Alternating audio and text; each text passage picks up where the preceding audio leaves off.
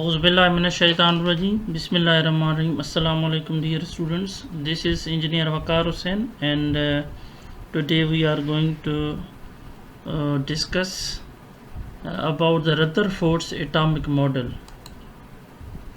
अच्छा ॾिसो बाबा, Rutherford atomic model छा थो चवे असांखे, चए थो in 1911 lord Rutherford successfully performed an experiment to study the structure of an atom. यानी 1911 में लॉर्ड रदरफोर्ड केमिस्ट हुयो जंहिं पंहिंजो हिकिड़ो गोल्ड फॉइल वारो एक्सपेरिमेंट परफॉर्म करे स्ट्रक्चर ऑफ एटम यानी एटम जे स्ट्रक्चर जे बारे में असांखे ॿुधायो ऐं पंहिंजो एक्सपेरिमेंट परफॉर्म कयो।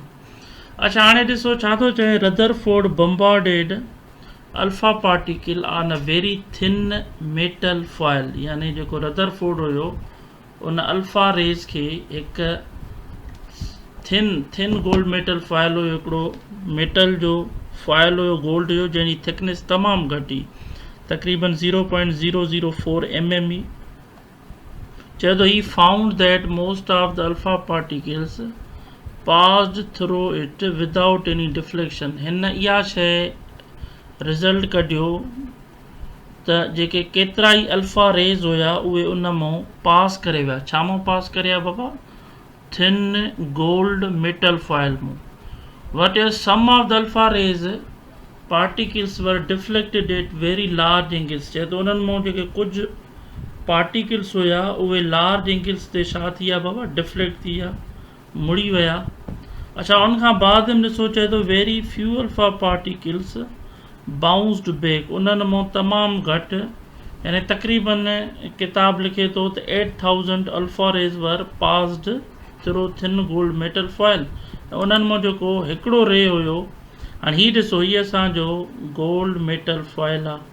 हाणे असांखे ख़बर आहे त न्यूक्लियस ऑफ एटम पॉज़िटिव आहे, हुनजे अंदरि प्रोटॉन्स ऐं न्यूट्रॉन्स पिया आहिनि बाबा। अच्छा हाणे हीअ ॾिसो, हीअ असांजा अल्फा रेज़ आहिनि। अल्फा रेज़ खे असां हीलियम न्यूक्लियाई बि चवंदा आहियूं, यानी उन्हनि ते डबल पॉज़िटिव चार्ज हूंदी आहे। हीअ ॾिसो, जॾहिं अल्फा रेज़ पास पियो कराए लॉर्ड रदरफोर्ड, त हिन ॾिठो त केतिरा ई रेज़ हुया। हीअ ॾिसो, हिकिड़ो रे पास थी वियो, हीअ ॿियो पास थी वियो ऐं हीअ पास थी वियो। यानी most of the alpha rays passed the thin gold metal foil. उन्हनि मां केतिरा पास करे विया। हिन उन शइ मां इहा शइ डिड्यूस कई त जेका most of space in atom is empty, यानी जेका तक़रीबन एटम जी स्पेस आहे उहा एम्प्टी आहे, where electrons are found revolving. अच्छा उनखां बाद में हिन ॿियो चयो त कुझु रेज़ अहिड़ा हुया जेके डिफ्लेक्ट थी विया। हीअ रे ॾिसो डिफ्लेक्ट थी वियो, हीअ रे ॾिसो डिफ्लेक्ट थी वियो। हाणे इन जो मुराद इहो हुयो त जीअं इहे रेज़ इन न्यूक्लियस जे वेझो अचनि पिया त उहे मुड़ी वञनि पिया। हीअ रे ॾिसो, जीअं हे वरी दीज़ रेज़ बाउंसड बैक, ऐं हीअ वरी हिकिड़ो रे हुयो जेको बिल्कुलु हिन न्यूक्लियस सां अची टकरायो ऐं बिल्कुलु उहो बाउंस बैक थी वियो। हाणे इन शइ मां लॉर्ड रदरफोर्ड कंक्लूजन्स कढिया त एटम जा ॿ पार्ट्स आहिनि, हिकिड़ो न्यूक्लियस, ॿियो एक्स्ट्रा न्यूक्लियर पार्ट। हाणे एक्स्ट्रा न्यूक्लियर पार्ट खे असां शेल बि चवंदासीं, एनर्जी लेवल बि चवंदासीं, ऑर्बिट बि चवंदासीं। Where electrons are found revolving और orbiting, whereas the nucleus of atom where whole mass of atom is concentrated। यानी एटम जो सॼो जेको मास आहे बाबा उहो किथे हूंदो आहे? न्यूक्लियस में हूंदो आहे। छाकाणि न्यूक्लियस जे अंदरि protons and neutrons are buried inside the nucleus of an atom. अच्छा हाणे ॾिसो, चए थो on the basis of this experiment Rutherford gave the following conclusions. यानी रदरफोर्ड इहो जेको थिन गोल्ड मेटल फॉइल वारो एक्सपेरिमेंट कयो, उन जे बुनियाद ते हेठियूं ॻाल्हियूं ॿुधायूं, नतीजनि ते पहुतो। चए थो since most of the alpha particles passed undeflected, जॾहिं त केतिरा ई जेके अल्फा पार्टिकल्स हुया बाबा उहे अनडिफ्लेक्टेड विया, बग़ैर मुड़ण जे हुन मां पास थी विया। इन शइ मां छा ख़बर पई बाबा? So most of the portion of atom is empty. Atom जो जेको घणो हिसो मौजूदु आहे उहो छा आहे बाबा? एम्प्टी आहे। ॿी ॻाल्हि इहा, very few alpha particles bounced back. केतिरा ई उन्हनि मां कुझु जेके अल्फा पार्टिकल आहे उहे बाउंस बैक थिया। छो थिया, वापसि छो आया? चए so the middle portion is hardest portion of the atom. यानी जेको सेंटर आहे एटम जो उहो को हार्ड आहे, यानी उते प्रोटॉन ऐं न्यूट्रॉन पिया आहिनि। हाणे प्रोटॉन्स ते बि पॉज़िटिव चार्ज आहे बाबा, ऐं अल्फा रेज़ ते बि डबल पॉज़िटिव चार्ज आहे। तंहिंजे करे अल्फा रेज़ खे न्यूक्लियस जा जेके प्रोटॉन्स हुआ उन्हनि बाउंस बैक कयो, उन मां पास न थियो, and the entire positive charge of atom is concentrated in that portion called nucleus. ऐं लॉर्ड रदरफोर्ड इहा ॻाल्हि ॾसी त जेको सॼो जो सॼो एटम आहे उनजो जेको मास आहे उहो न्यूक्लियस में कंसंट्रेटेड आहे। ॿी ॻाल्हि रदरफोर्ड इहा ॿुधाई त ओवरऑल एटम जे मथां काई बि चार्ज न आहे, ओवरऑल एटम जे मथां काई बि चार्ज न आहे।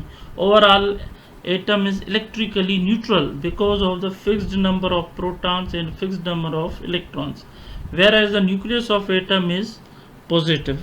एटम जो जेको न्यूक्लियस आहे उहो छा आहे बाबा, पॉज़िटिव आहे, छाकाणि न्यूक्लियस जे अंदरि प्रोटॉन्स बि पिया आहिनि, ॿियो छा पिया आहिनि बाबा, न्यूट्रॉन पिया आहिनि।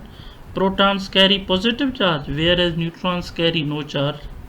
हाणे ॾिसो चए थो conclusion on the basis of the above experiment Rutherford concluded that nucleus of atom of an element is positively charged and that nearly the entire mass of atom is concentrated in that portion। This nucleus is located in the middle part of the atom। ये साॻी ॻाल्हि जेका बाबा मां पहिरियों तव्हांखे ॿुधाई त atom जो जेको सॼो जो सॼो मास आहे उहो न्यूक्लियस में मौजूदु आहे, ऐं जेको न्यूक्लियस आहे उहो एटम जे मिडिल में हूंदो आहे, ऐं न्यूक्लियस जे अंदरि प्रोटॉन्स प्लस न्यूट्रॉन्स थींदा आहिनि। तंहिंजे करे ओवरऑल जेको एटम आहे उहो असांजो छा आहे बाबा, इलेक्ट्रिकली न्यूट्रल आहे। But the nucleus of atom is positive. Atom जो जेको न्यूक्लियस आहे उहो छा आहे बाबा, पॉज़िटिव आहे। अच्छा हाणे ॾिसो बाबा उन बाद में चए थो since atom as the whole is neutral having a no charge so there must be negative charge outside the nucleus. This negative charge is in the form of electrons revolving around the nucleus, and the mass of electron is negligibly small as compared to the mass of the nucleus। ने जेको mass of electron आहे उहो negligibly छा आहे बाबा, small आहे, कंहिंजे comparison में, proton ऐं न्यूट्रॉन जी कंपेरिज़न में। जॾहिं त असां प्रीवियसली इहो पढ़ी आयासीं त हिकिड़ो प्रोटॉन जेको बराबरि हूंदो आहे 1836 times the mass of electron, यानी जॾहिं 1836 electrons by mass when they will combine हिकिड़ो प्रोटॉन ठाहींदा, ऐं हिकिड़ो जेको न्यूट्रॉन आहे उहो वरी 1840 इलेक्ट्रॉन्स जे बराबरि आहे। हाणे इन शइ में इहो ज़ाहिर थियो त प्रोटॉन ऐं न्यूट्रॉन कंपेरेटिवली हिक ॿिए जे बराबरि उन्हनि जो मास लॻभॻि साॻियो ई आहे, पर इलेक्ट्रॉन जो मास तमामु घटि आहे। अच्छा हाणे ही ॾिसो चए थो nucleus not only consists of positively charge protons but it also contains neutral particles called neutrons.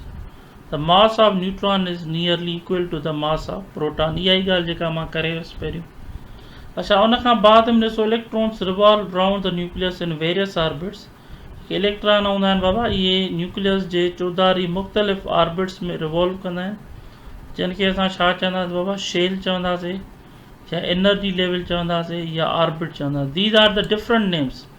हाणे ही ॾिसो this is in accordance with Rutherford atomic model. ही ॾिसो this is the centre of middle of the atom, हिनखे असां छा था चऊं बाबा, न्यूक्लियस। ही ॾिसो न्यूक्लियस लिखियो पियो, यानी दिस इज़ द न्यूक्लियस। हिते प्रोटॉन ऐं neutrons are buried inside the nucleus of an atom. अच्छा ही ॾिसो, ही वरी ॾिसो ही इलेक्ट्रॉन असां ही जेके बिलू तव्हांखे नज़र अचंदा दीज आर इलेक्ट्रॉन्स, ऐं ही जेको पाथ आहे आर्बिट्री पाथ आहे, इमेजिनरी पाथ आहे where electrons are found revolving, this is called shell. असां हिनखे छा चवंदासीं बाबा, शेल चवंदासीं, एनर्जी लेवल चवंदासीं या ऑर्बिट चवंदासीं। So this was all about today's lecture. Thanks for being online.